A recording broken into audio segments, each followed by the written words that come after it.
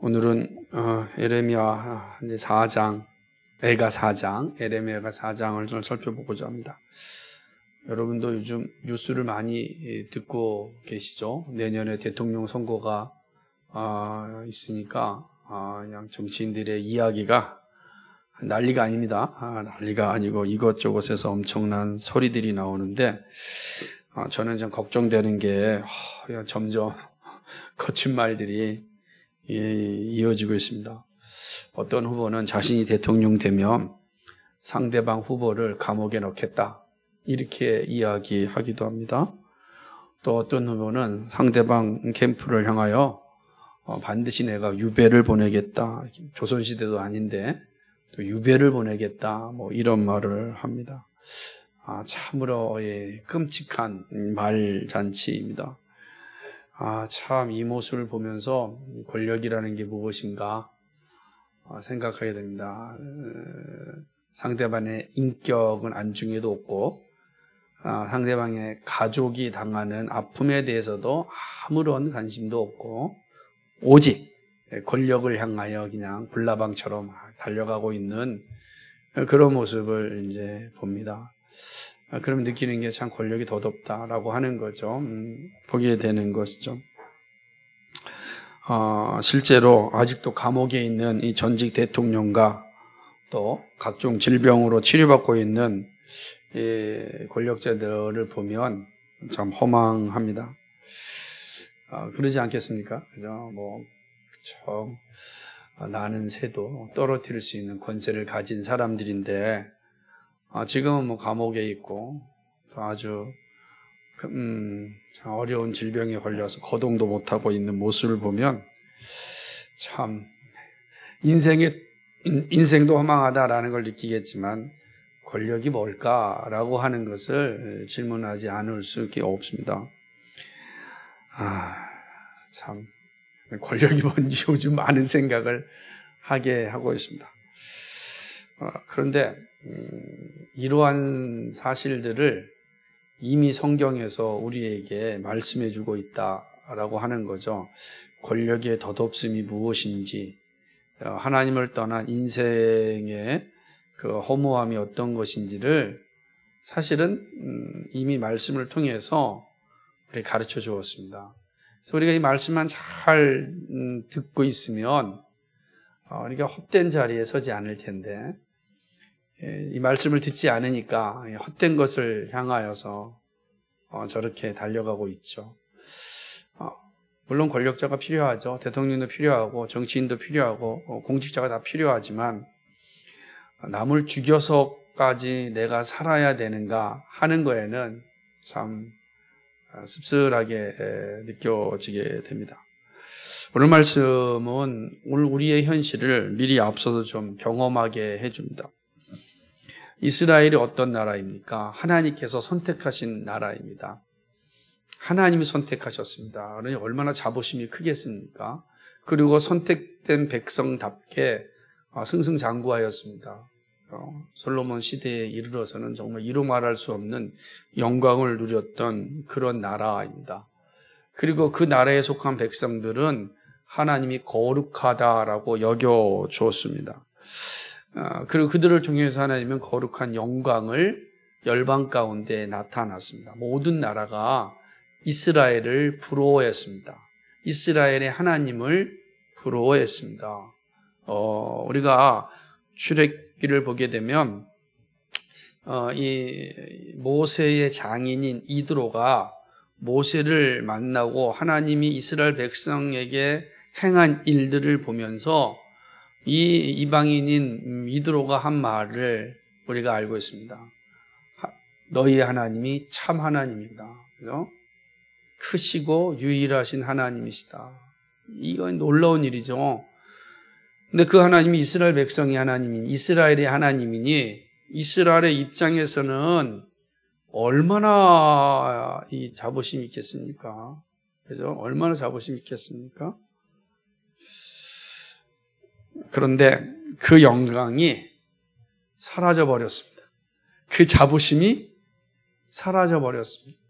입에서 자랑하였던 말이 쏙 들어가 버렸습니다. 왜 그럴까?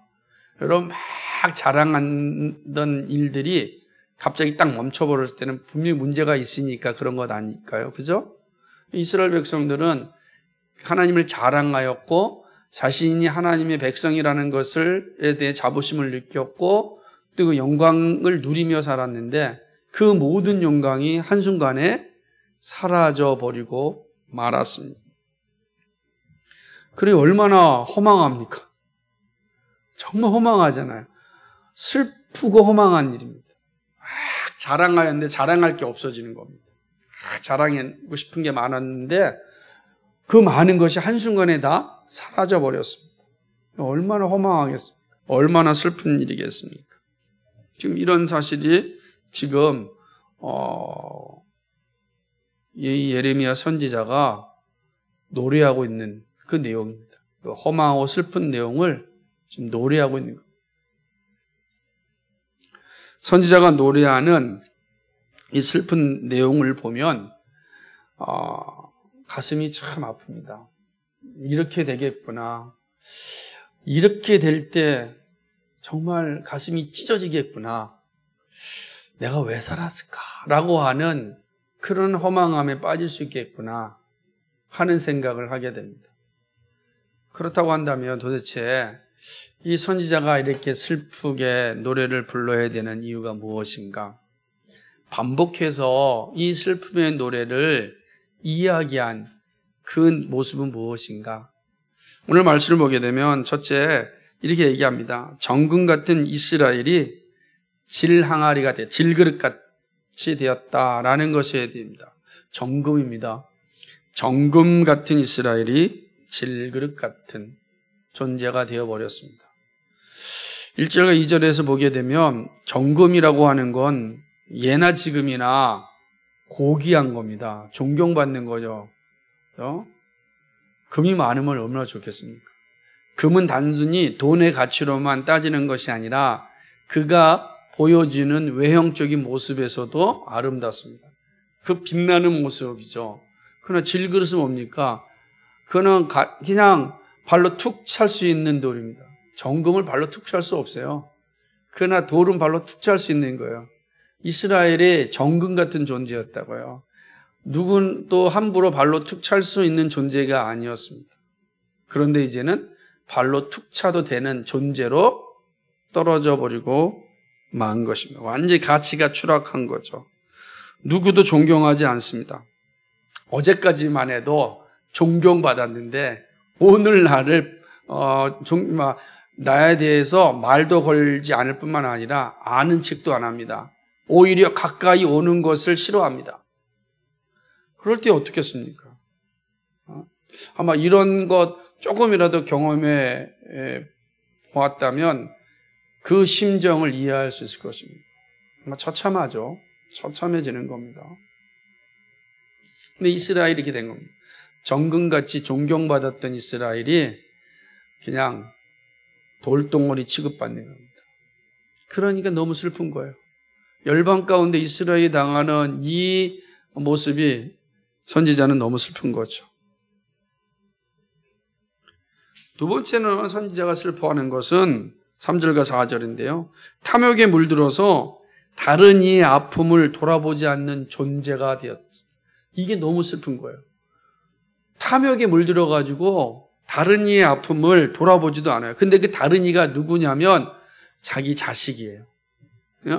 자기 자식의 아픔도 돌아보지 않는 부모. 오직 자기만을 위하여 사는 존재. 그래서 배고파가지고 자식을 식물로 삼아버린 이 끔찍한 현실.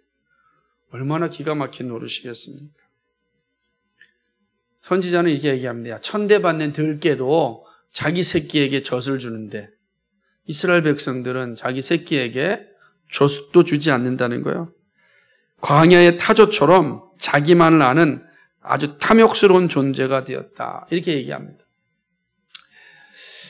이 타조는 이 잡식성 새입니다. 못 먹는 게 없는 새입니다. 모든 걸 다 먹습니다. 그래서 이스라엘 사람들은 타조를 부정한 거로 이제 인식하죠. 모든 걸 다 먹으니까. 근데 타조는 알을 낳는데 어떻게 낳냐면 이 타조가 알을 낳을 때 그 광야의 떼약볕에, 여러분 광야의 이 햇볕이라는 것은 지금 우리가 이게 맞고 있는 햇볕과는 차원이 다릅니다. 그렇게 뜨거운 햇볕 아래 모래가 닳고 다른 거잖아요. 그냥 그 햇볕에. 근데 그 모래 위에다가 알을 낳습니다. 그걸 상징하는 거예요. 아니 어떻게 그 표현이 이런 거예요.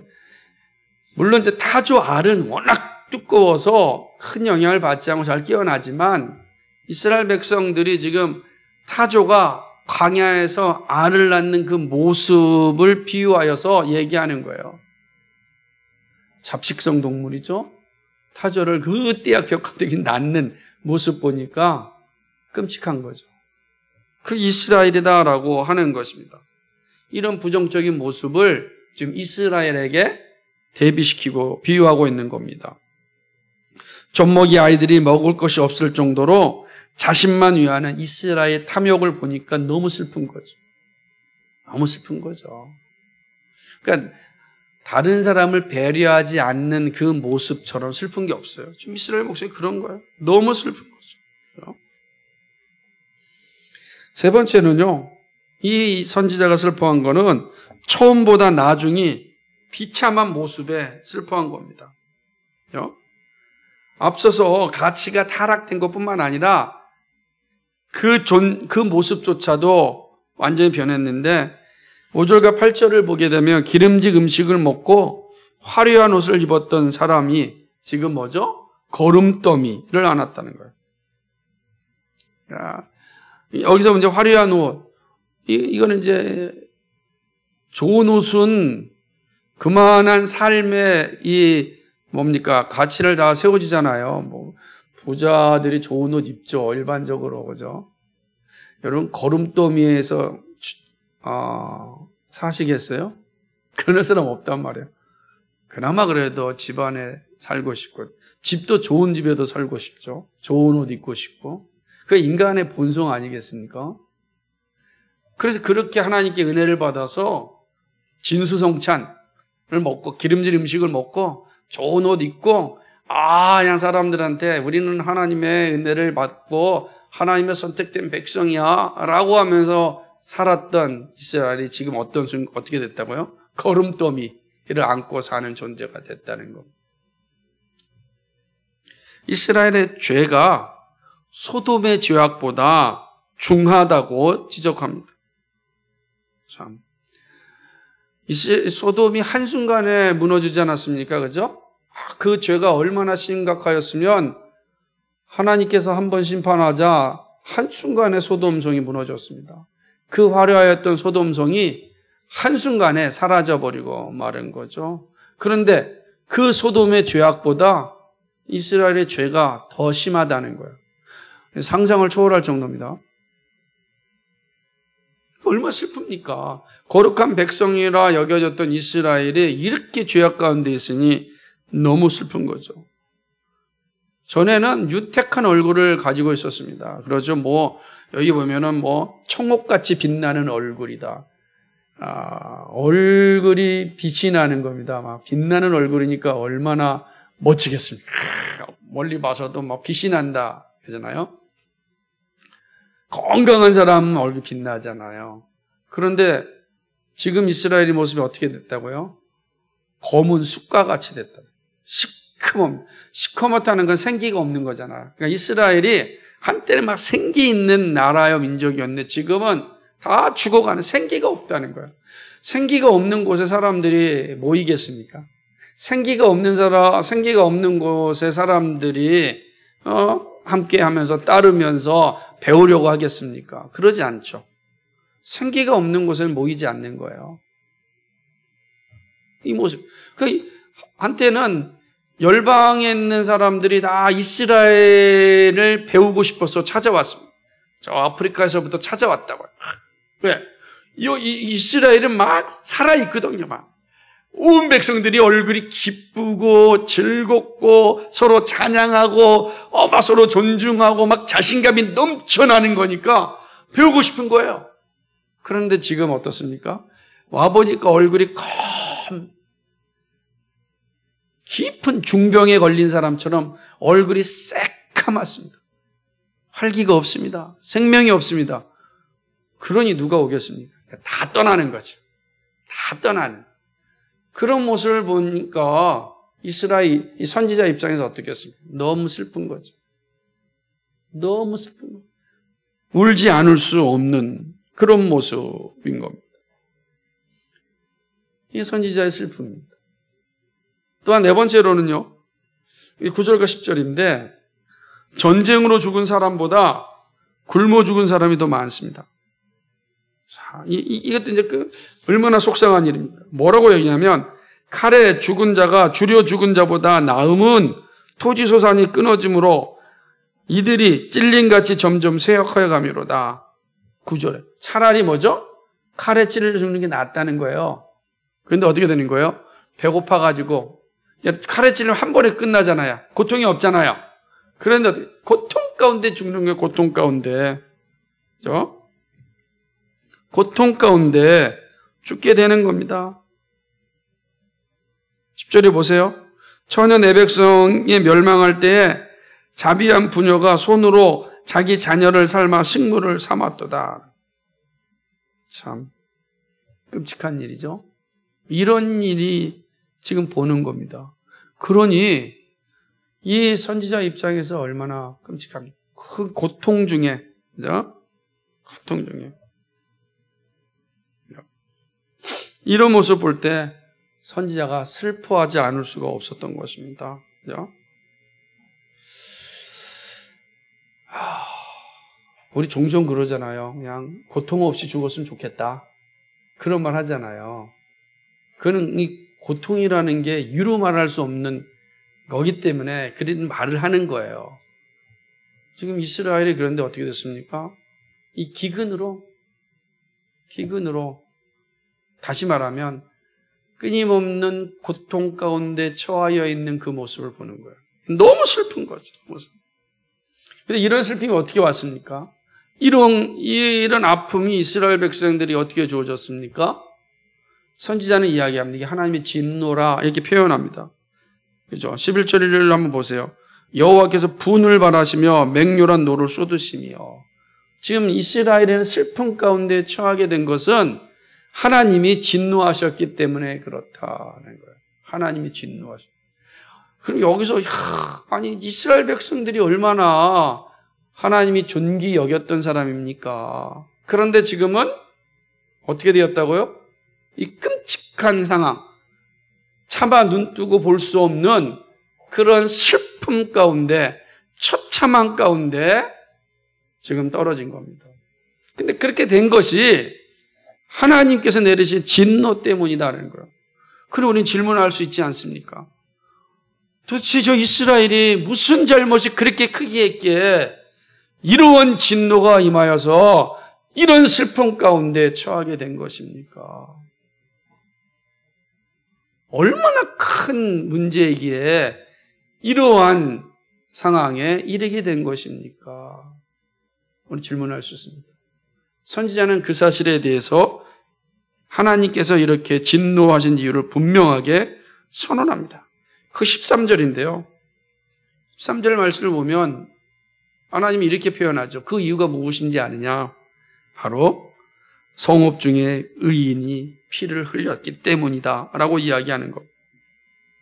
무슨 말이냐면 거짓 선지자들과 제사장들이 의인의 피를 흘린 죄악 때문이다 라고 선언하는 겁니다. 거짓 선지자들, 거짓 제사장들, 거짓 지도자들이 의인을 죽였습니다.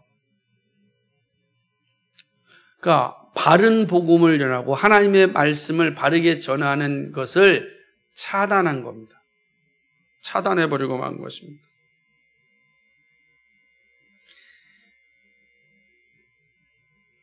영적 지도자들이 자신의 소명을 잃어버리고 자신의 소명을 부정하자 그들이요 끔찍한 일을 벌인 겁니다. 영적 지도자들이라고 하는 게 하나님의 말씀을 전하는 자거든요. 들은 대로 전하는 거예요. 그것이 나에게 옳든 싫든 전하는 거예요. 근데 그 말씀을 아예 전하지 않습니다. 그리고 오히려 그 말씀을 전하는 자를 핍박합니다. 그 더 이상 공동체 안에 말씀이 들려지지 않게 하는 겁니다. 그럼 어떻게 되겠습니까? 하나님의 말씀이 들려지지 아니하면 점차로 사람들이 하나님을 버리게 됩니다.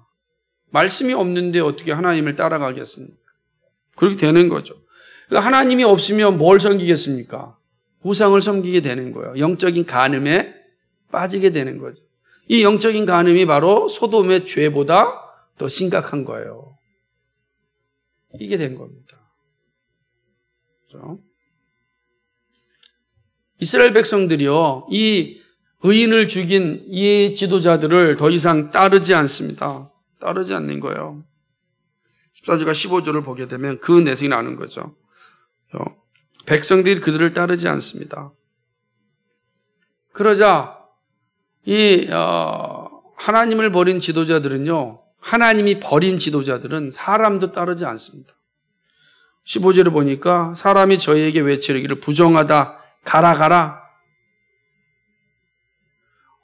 그전에는 영적인 지도자가 나라를 이끌어갔고 공동체를 이끌어갔는데 이제는 그들이 소명을 잃어버리자 더 이상 그들의 입술로부터 하나님의 말씀이 들려지지 않자 그들을 버립니다. 부정하다는 거죠. 이스라엘은 자신을 구원할 지도자를 기대하였지만 소망이 없어졌습니다. 이방의 침략자들이 철저하게 공격하였기 때문입니다. 이제 마지막에 이른 걸 직감한 거죠. 우린 더 이상 소망이 없다. 하나님의 진노를 피하여 갈 길이 없다라고 하는 거예요. 20절을 보면 이런 표현이 있어요. 우리의 콧김, 곧 여호와의 기름 부으신 자가 저희 함정에 빠졌으며 라고 기록합니다. 이 우리의 콧김, 이건 다시 호흡을 얘기하는 거고, 다시 그 다음에 해석하기를 여호와의 기름 부은 자, 그죠? 여호와의 기름 부으신 자는 이스라엘의 왕을 얘기하는 겁니다. 그러니까 이스라엘 백성들이 따랐던 그 왕이 어떻게 됐다고요? 뭐라고 표현합니까? 저희 함정에 빠졌다. 다시 말하면 바벨론의 이 장군들에 의하여서 완전히 패배하였다는 거죠. 우리가 지도자를 기대하는 건 우리를 정말 푸른 초장으로 이끌어줄 걸 기대하는 거 아니겠어요? 모든 사람들이 지도자를 기대하는 건 그 지도자를 통하여서 정말로 푸른 초장으로 가고 쉴만한 물꼬로 가고 평화를 누리고 거기에서 참 행복을 누리고 싶은 거예요. 그렇게 기대를 했는데 그 왕이, 기대했던 그 왕이 오히려 우리를 실망시킨 겁니다. 결국은 나라가 망하고 빼앗기고 슬픔 가운데 떨어지고 만 거죠. 되어버리고 만 것입니다. 이 모습 이스라엘이 바벨론에 함락당하기 직전의 모습을 잘 표현하고 있는 것입니다. 자, 이렇게 이스라엘이 바벨론에 의하여 함락을 당하니까 누가 제일 기뻐할까요?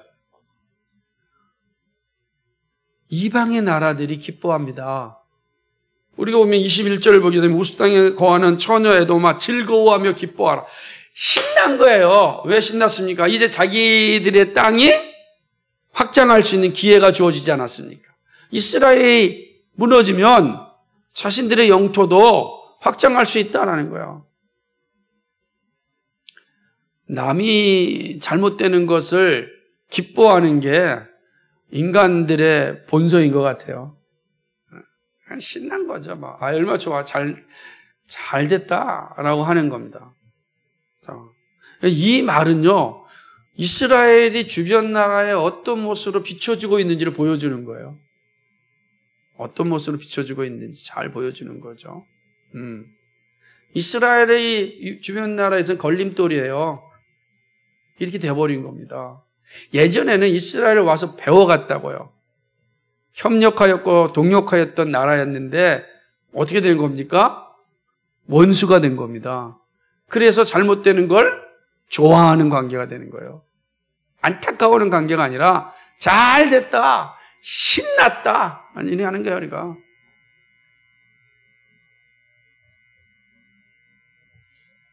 이것이 지금 선지자가 에레미야 선지자가 정말 슬퍼하는 내용이죠. 그런데 이 말씀에 독특한 점이 하나 있습니다. 그것은 마지막 22절인데 이렇게 끝날 것 같은데 이렇게 말씀합니다. 처녀 시온아 내 죄악이 형벌이 다하였으니 주께서 다시는 너로 사로잡혀 가지 않게 하시리로다. 그러면서 처녀 에돔아 주께서 내 죄악을 벌하시며 내 허물을 드러내시리로다. 이렇게 말씀합니다. 이 말씀이 의미심장한 겁니다. 이스라엘 회복과 에돔의 멸망을 말씀하시면서 이 노래가 끝나고 있습니다. 그러니까 이 사실을 잘 기억하셔야 됩니다. 에가 4장을 보게 되면 하나님의 마음이 어떠한지를 알 수 있습니다. 이것은 하나님 나라를 살아가는 우리들에게 보여주시는 그 마음입니다. 그러므로 역사의 현장에서 일어났던 사건은 우리가 살아가고 있는 역사에서 여전히 새겨들어야 할 말씀입니다. 자, 그렇다면 이 말씀을 통해서 오늘 이 시대를 살아가는 우리가 새겨들어야 될 말씀이 무엇인가? 첫째는 의인이 사라지면 소망이 없다는 사실입니다. 그러므로 의인을 세워야 합니다. 이스라엘 백성들의 처참한 모습은 죄의 결과입니다. 특별히 지도자들이 범한 죄가 이스라엘 공동체 전체를 무너지게 하였습니다. 지도자들이 죄는 크게 두 가지입니다. 하나는 복음을 전하지 않았습니다. 둘째는 복음을 듣지 못하게 하였습니다. 이게 영적 지도자의 죄예요. 복음을 전하지 않을 뿐만 아니라 복음을 듣지 못하게 하였습니다. 자신들이 거짓말하였고 참된 선지자의 말을 막았어요. 예레미야를 감옥에 쳐넣고 구덩이에 다 처박아 버렸습니다. 그러므로 참된 복음을 백성들이 듣지 못하게 하였습니다. 그러니까 전하지도 않고 듣지 못하게 하였으니 백성들이 어떻게 되겠습니까? 하나님으로부터 멀어지게 되는 것입니다. 결국 멸망의 자리에 이르게 하였습니다. 소돔의 죄보다 더 큰 죄를 지은 겁니다. 복음이 들려지지 않고 복음을 듣지 못하니까 죄악의 소굴이 된 거예요. 거룩한 백성들의 모임이었던 성전이 죄악의 소굴이 된 겁니다. 소돔보다 더 악한 그런 공동체가 되어버리고 만 것입니다. 이 모두가 복음을 듣지 못한 결과입니다. 복음을 전하지 않고 듣지 못하게 하자 하나님의 진노를 피할 수 없게 되었습니다. 복음이 증거되면 죄를 깨닫고 회개의 자리에 서게 되는데 복음이 없으니 죄의 심각성을 깨닫지 못하고 자만한 것입니다. 12절 볼까요? 12절 보면 이렇게 되어 있습니다. 여호와께서 분을 발하시며 대적과 원수가 예루살렘 성문으로 들어갈 줄은 세상 열왕과 천하 모든 백성이 믿지 못하였도다. 설마 그죠? 이렇게 된 겁니다. 여기가 지금 하나님의 성전인데 하나님이 지키고 있는데 믿지 못하는 거죠. 그리고 생각해 보세요. 주변의 나라들도 다윗과 솔로몬의 나라를 생각할 때 우리가 그렇게 쳤는데도 거기 무너진 적이 없어. 무너진 적이 없는 나라야. 그런데 어떻게 됐습니까? 성전이 완전히 파괴됐습니다. 성전에 있는 모든 집들이 다 불살라져 버리고 말았습니다. 자만이죠. 의인이 존재하지 않는 공동체, 거기는요 오직 육체의 탐욕만 추구하는 공동체가 됩니다. 복음이 들려지지 않는 공동체, 복음을 들을 수 없는 공동체는 육신의 정욕만 남아있는 공동체가 됩니다. 그래서 의인이 사라진 공동체는 시체와 같습니다. 더 이상 생명의 복음이 들려지지 않으니 죽은 것입니다. 시간만 남아있을 뿐입니다. 의인이 없는 곳에는 육체의 탐욕만 있습니다. 그리고 육체의 탐욕에는 하나님의 진노 외에는 그 다음이 없어요. 육체의 탐욕이 있는 곳에는 반드시 하나님의 진노가 임하게 되어 있습니다.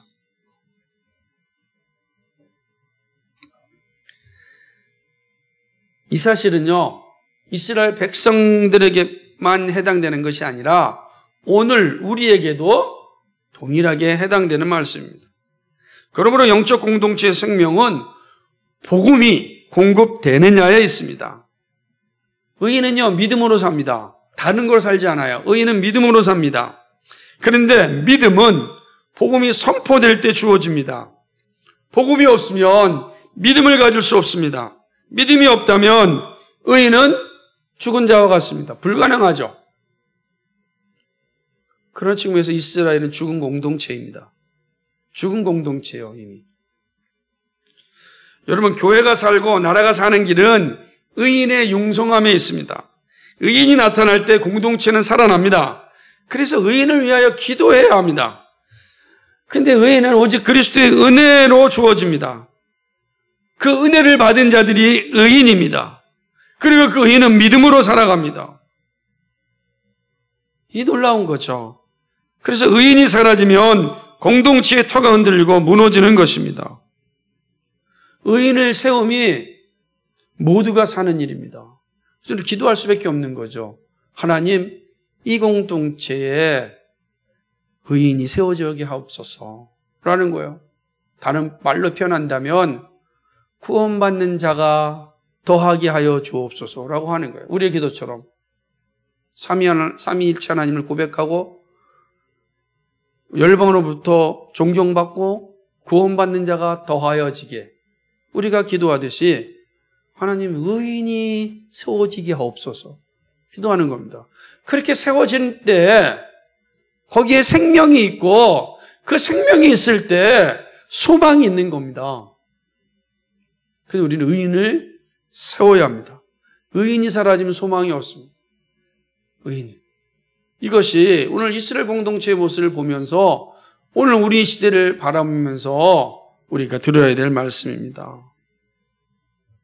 두 번째는요, 매일의 신앙 고백이 게을러지거나 사라지면 영적인 영광도 사라진다라는 사실을 우리는 이스라엘의 모습을 통해서 배워야 합니다. 이스라엘은 하나님의 영광을 본 공동체였습니다. 열방에 인정받았습니다. 참으로 정금과 같은 존재였습니다. 그런데 하루아침에 무너지고 말았습니다. 소돔이 한순간에 무너지듯이 이스라엘의 영광도 한순간에 사라졌습니다. 마치 아침에 끼는 안개와 같이 사라진 거예요. 자욱한 안개가 아무리 거대하다 할지라도 햇볕이 쫙 내리치면 한순간에 사라지는 겁니다. 이스라엘의 영광이 그렇게 사라져 버리고 만 것입니다. 매일매일의 신앙의 고백이 무너지게 되자 육신의 욕망이 삶을 지배하였습니다. 의인은요, 매일 신앙 고백으로 살아갑니다. 매일. 이게 의인의 특징이에요. 하나님의 은혜로 말미암아 의인이 되었고 의인으로 세워진 사람들은 매일 신앙 고백으로 살아갑니다. 그래서 의인이 누구냐? 매일 신앙 고백하는 사람이에요. 매일 신앙 고백하는 사람이 누구냐? 의인이라는 거예요. 그 의인은 어떻게 세워지죠? 하나님의 은혜로 세워지는 겁니다. 하나님의 은혜로 세워진 의인은, 그리스도인은, 구원받은 백성은 날마다 믿음 고백하며 살아갑니다. 매일매일 믿음 고백이 그 사람의 양식입니다. 그런데 믿음 고백이 사라지면 어떻게 되겠습니까? 우리의 매일의 삶 속에서 믿음 고백이 사라진다면 어떻게 되겠습니까? 자연스럽게 육체의 욕심이 믿음의 자리를 차지합니다.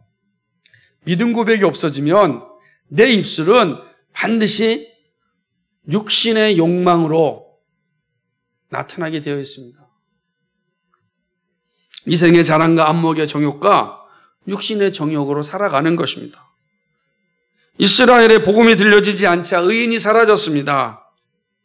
거기에 남아있는 의인조차 몰아내었습니다. 의인이 없으니 복음도 더 이상 필요하지 않았습니다. 의인이 중요한 이유는 믿음의 고백이 주는 능력을 보여주기 때문입니다. 야, 정말로 믿음으로 사는 사람은 다르구나. 믿음에 연약한 자들이 정말로 믿음에 사는 사람들의 삶이 이런 거구나 라는 걸 보면서 살아야 되는데 없어요. 없으니 보는 게 무엇이겠습니까? 욕심밖에 없는 겁니다. 예수 믿는 사람들을 통하여서 배우는 게 믿음의 고백이어야 되는데 믿음의 고백이 아니라 다 육신의 고백만 있는 거예요. 육신의 고백만, 육신의 욕심만, 탐욕만 있는 겁니다. 세상에서 잘 되는 거, 그죠? 성공하는 거, 높은 자리에 올라가는 거, 뭐 돈 많이 버는 거, 오로지 여기에만 있는 거예요. 그거를 통하여서 어떻게 하나님의 나라를 위하여 살 것인가, 내가 어떻게 하나님의 영광을 위해서 나를 드러낼 것인가, 그게 없어요. 어렵고 힘든 상황 가운데 믿음으로 이겨내는 그 아름다운 믿음의 고백을 보지 못하는 겁니다. 얼마나 힘들고 어려운 게 많은 게 우리의 인생입니까? 근데 그 인생을 가운데 정말 믿음 고백하며 이겨내는 그 의인을 보아야 되는데 의인이 없어요. 그럼 거기에 뭐만 남겠습니까? 똑같습니다. 세상의 욕심과 탐욕만이 거기에 남아있는 겁니다. 그런 공동체는 하나님의 진노를 받기에 합당한 공동체죠. 소돔과 고모라와 같은 그런 심판받는 그런 공동체가 되는 것입니다.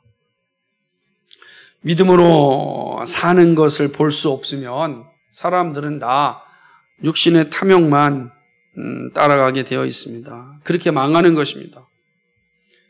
여러분, 그리스도인은 다른 말로 하면 의인입니다. 그죠? 그리스도인은 다른 말로 하면 의인이에요. 그리스도의 은혜로 의인이 되었습니다. 의인된 우리에게 중요한 것은 매일매일의 믿음 고백으로 사는 일입니다. 이 믿음 고백이 육체의 욕심을 이기게 합니다. 죄와 싸우는 힘을 공급합니다. 그러나 매일 신앙 고백이 게으르면 그리스도가 주신 의인의 영광도 가치를 느끼지 못합니다. 내가 그리스도의 그 놀라운 사랑으로 말미암아 의인이 되었다는 이 감격이요 사라지는 거예요. 매일매일 신앙 고백이 없으면 이게 사라지는 거고 그 자리에 반드시 눈에 보이는 육신의 욕망만이 차고 들어옵니다. 지금 내가 필요한 게 뭐지? 내가 갖고 싶은 게 뭐지? 내가 뭔가를 하고 싶고 누리고 싶고 하는 욕망만 가득한 거예요. 내가 하나님 나라를 위해서 어떻게 살아야 될 것인가? 내가 가진 걸 하나님께서 어떻게 사용할 것인가? 나를 통하여서 아직도 믿음이 연약한 자들에게 무엇을 보여줄 것인가? 이런 욕망은 생겨나지 않고 오로지 육신의 욕망만 나를 지배하게 되는 것입니다.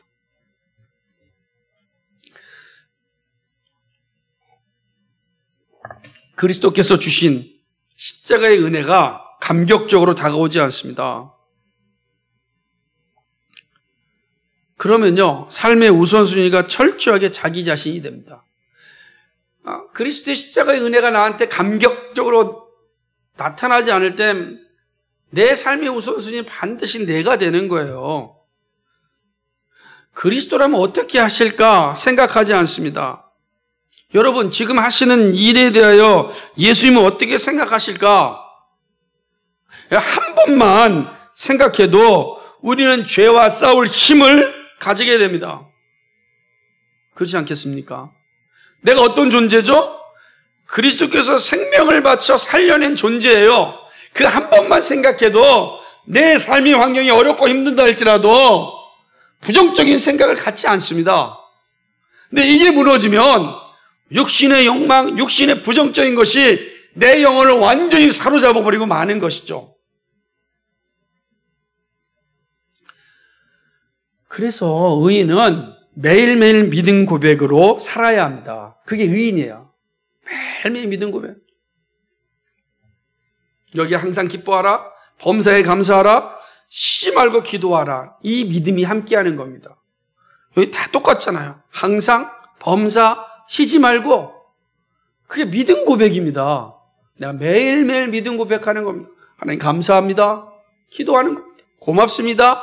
이야기하는 겁니다. 내가 의인됨에 대한 나 같은 존재가 그리스도의 은혜로 말미암아 거룩한 존재가 되었다고 하는 그 감격함, 믿음 고백할 때 주어지는 겁니다. 감사합니다, 하나님. 매일이 모여 인생이 됨을 항상 기억하셔야 됩니다. 이것이 오늘 이스라엘의 멸망을 통하여 우리에게 가르쳐 주는 거예요. 이스라엘의 이 믿음 고백이 사라지자 멸망하였듯이 오늘 우리에게 매일의 신앙 고백에 우리의 공동체와 우리의 삶은 얼마나 중요한지를 보여주는 것입니다. 마지막 세 번째로는 의인의 삶에는 항상 반전이 있다는 사실을 가르쳐 줍니다. 의인이 죄를 지으며 하나님이 진노하십니다. 사랑하시기 때문에 사랑하는 자에게 채찍을 가하십니다. 히브리서 12장 6절처럼 주께서 그 사랑하시는 자를 징계하시고 그의 받으시는 아들마다 채찍질 하심이니라. 그렇게 말씀하였습니다. 하나님은 자녀들의 죄에 대해서는 진노하지만 버리지 않습니다. 그게 진정한 사랑이에요. 그죠? 진노하지만 버리지 않아요. 여러분 자녀가 잘못되면 혼내지만 버리지 않지 않습니까? 그게 하나님의 진실된 마음이에요. 부패하고 잘못된 인간 때문에 하나님의 그 사랑이 왜곡될 수 있어요. 그래서 많은 무신론자들 가운데는 그 육신의 아버지에 대한 왜곡된 그 모습 때문에 신앙을 버리는 일이 그리 많다고 합니다. 왜 하나님 아버지라고 할 때 그 아버지에 대한 왜곡된 인식 때문에 신앙을 갖지 않는 그런 일도 많이 있다고 합니다. 그러나 하나님에 대한 바른 이해를 갖지 못해서 그런 겁니다. 하나님은 우리를 사랑하실 때 끝까지 사랑하시죠. 사랑하기 때문에 때는 진노하십니다. 그러나 버리지 않으십니다. 이스라엘은요 언약 백성입니다. 영원한 언약을 맺었습니다. 그런데 이스라엘이 범죄의 자리에 섰습니다. 의인이 없습니다. 철저하게 타락하였습니다. 하나님의 정의는 자녀들에게도 갔습니다. 그 정의가 진노로 나타납니다. 하나님은 죄에 대해 무서울 정도로 반응합니다. 하나님의 거룩함에 설 수 있는 자가 없습니다. 그래서 소돔을 한순간에 심판하셨습니다. 하나님의 자녀 이스라엘도 마찬가지입니다. 이스라엘도 바벨론에 의하여 소돔같이 패망합니다. 그러나 이 진노는 버림을 위한 진노가 아니라 회복을 위한 사랑입니다. 때로 꼭 이렇게까지 해야 하는지 생각할 수 있습니다. 하나님 꼭 그렇게까지 해야 됩니까? 그렇지 않더라도 우리를 이끌어갈 수 있지 않습니까? 그게 그렇게 긴 시간이 걸린 거예요. 열왕의 역사가 그렇게 기다려준 거예요. 그렇게 안 하시려고. 근데 더 이상 진노가 아니면 이 문제를 해결할 수가 없는 정도로 죄가 온 땅에 관영한 거예요. 여러분 성경을 보면 하나님께 진노를 베풀 때 이 땅에 죄가 관영함을 보고 진노하셨어요. 기다리셨다고요. 버릴 수 없으니까 사랑하는 자녀이니까 채찍을 통하여 회복하기로 작정하신 것입니다. 이스라엘의 멸망은 다시 살아나기 위한 진통입니다. 이스라엘이 받은 약속은 회복입니다. 여러분 기억하셔야 될 것은 이방인들의 즐거움은 잠시지만 언약 백성의 기쁨은 영원합니다. 22절의 말씀이 그 반전을 보여주는 겁니다. 에돔이 21절에 즐거워하였지만 영원히 멸망할 것입니다. 이스라엘은 잠시 고통을 당하지만 영원히 회복될 것입니다. 이게 의인의 회복이에요. 언약 백성의 반전이다라고 하는 것이죠. 반전의 영광을 알기에 현실의 고난을 감내할 수 있습니다. 우리는 이 사실을 알려주는 겁니다. 언약 백성에게 임하는 하나님의 징계는 우리를 유혹하여 넘어지게 하는 것이 아니라 다시금 회복하여 영광의 자리에 이르게 하십니다. 라는 사실을 보여주는 거예요. 이거는 단지 영적인 면에만 그러지 않습니다. 우리의 일상의 삶에도 하나님께서 주시는 반전이 있습니다. 이 놀라운 반전은 예수 그리스도의 오심과 십자가의 죽으심과 부활하심을 통하여 보여주셨습니다. 우리 역시 죽어 마땅할 존재였습니다. 그런데 죄에 대한 하나님의 사랑과 정의로 우리를 살리셨습니다. 그것은 그리스도께서 십자가에서 우리를 위한 죽으심입니다. 그리스도의 사랑과 하나님의 공의가 죽어 마땅할 우리를 살리신 겁니다. 반전시키셨습니다. 의인에게는 항상 이러한 반전이 있습니다. 우리의 삶도 마찬가지입니다. 저는 그래서 이 말씀 보면서 위로가 되는 것은 때때로 우리 앞에 눈에는 잘 보이지 않을 때가 많아요. 여러분이 고통을 당하고 어려움을 겪으면 이게 언제 끝날지 모르는 것 같고 왜 나에게만 이런 고통이 오냐라고 항변할 수도 있고 도대체 왜 이런 어려운 길을 계속 가게 하냐라고 말할 수 있습니다. 왜냐하면 우리의 사는 연수가 우리의 눈에는 너무 길게 느껴지기 때문에 그렇습니다. 근데 하나님의 눈에는 하루가 1000년 가고 1000년이 하루 같잖아요. 다시 말해 우리의 삶은 1000년을 비하면 경점과 같은 한 점과 같은 거예요. 그러나 우리는 연약한 육신이니까 그 경점을 살아도 우리는 항상 힘든 거예요. 왜 이렇습니까? 그래서 살다 보면 믿음을 잃어버리고 육신을 쫓아 살아가기도 하고 절망하기도 하고 낙담하기도 하고 원망하기도 하고 그렇게 살아가는 겁니다. 내 인생은 왜 이렇게만 살아야 됩니까? 라고 이야기합니다. 오늘 이스라엘 백성들의 모습을 통해서 하나님이 우리에게 말씀해 주시는 건 뭐냐면 언약 백성, 즉 의인의 삶에는 항상 반전이 있다는 사실입니다. 그리스도께서 우리를 살려주셨듯이 하나님은 자기 백성들을 결코 버리지 아니하신다. 때때로 우리가 죄악 가운데 있을 때 심판을 통하여서 정신 차리게 하지만 그것은 우리를 사랑하시기 때문이고 의인이 받아야 될 선물을 하나님께서 주신다. 반드시 주신다라고 하는 사실입니다. 그 사실을 배우라는 겁니다.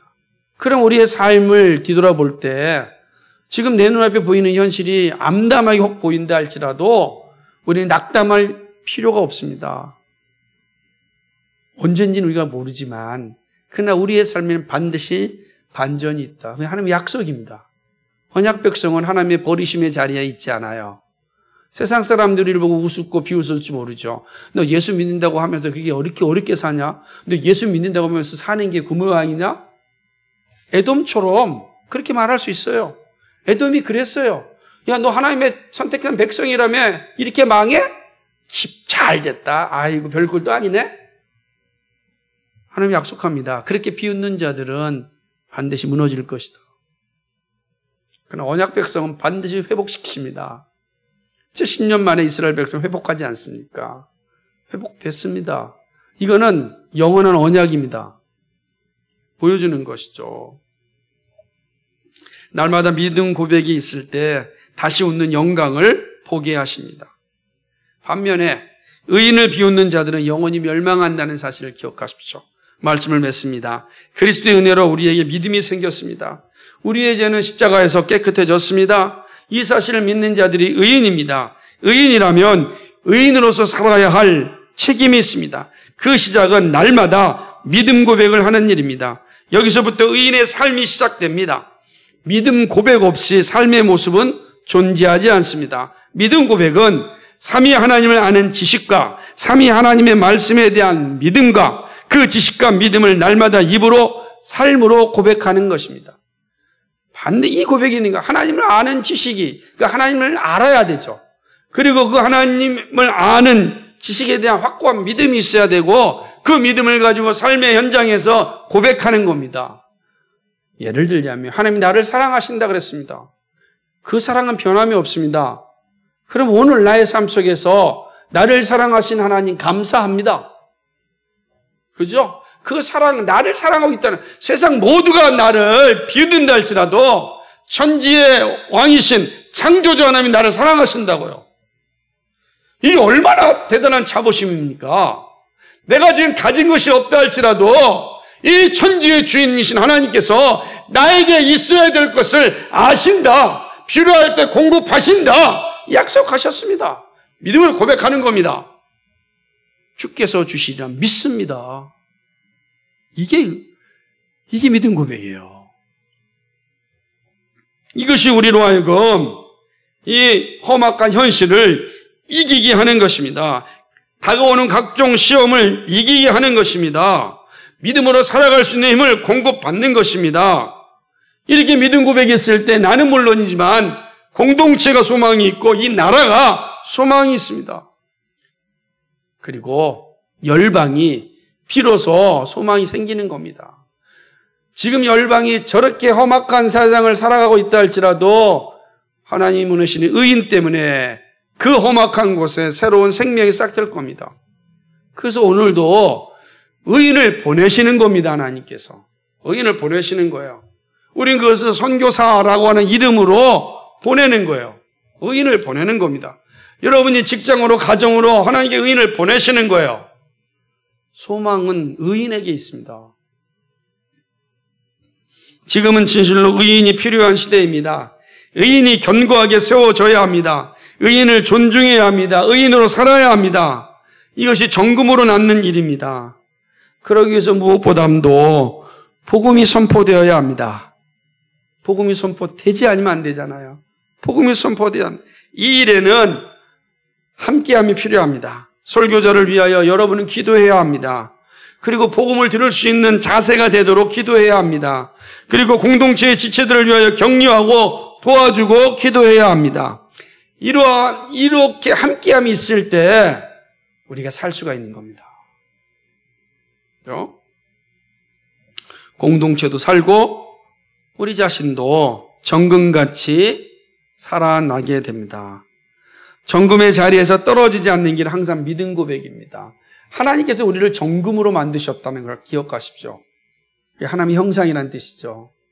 이 거룩한 형상을 지음받은 우리가 천대받으면 안 됩니다. 천대받는 길은 스스로 죄악의 자리에 설 때 천대받습니다.